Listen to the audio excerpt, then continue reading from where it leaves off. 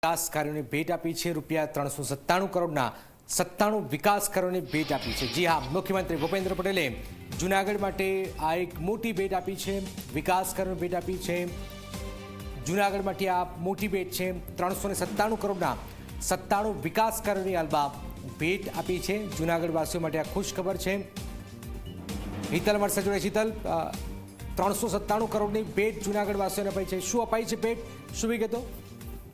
जी ચોક્કસ એવું કહી શકાય કે વિકાસ કાર્યોની મુખ્યમંત્રી દ્વારા ભેટ આપવામાં આવી છે। જે પ્રકારે રેન વોટર હાર્વેસ્ટિંગ અને વોડકા સફાઈ કામગીરી સહિત જે મહાનગરપાલિકા છે એને અભિનંદન પાઠવવામાં આવ્યા છે। અને ક્યાંક ને ક્યાંક સીધી રીતે જનક જોવા જઈએ તો સૌથી વધારે મહત્વનું છે કે જે પ્રકારે 384 કરોડના 81 પ્રજાલક્ષી કામોનું ખાતમુહૂર્ત અને 12.86 કરોડના 9 વિકાસ કામોનું લોકાર્પણ પણ અહીંયા કરવામાં આવ્યું છે। આ પ્રકારે મુખ્યમંત્રી દ્વારા જૂનાગઢ અને ક્યાંક ને ક્યાંક જોવા જઈએ તો આગામી દિવસોમાં જૂનાગઢ મહાનગરપાલિકાને દ્રષ્ટિએ રાખીને આ આખા વિકાસ કામો અને તેની ભેટ આપવામાં આવી છે। જી બિલકુલ બિલકુલ, આ એક મોટી ખબર હાલમાં હિતલ આપી રહ્યા છે, જેમાં જૂનાગઢને 397 કરોડ રૂપિયાની ભેટ આપવામાં આવી છે।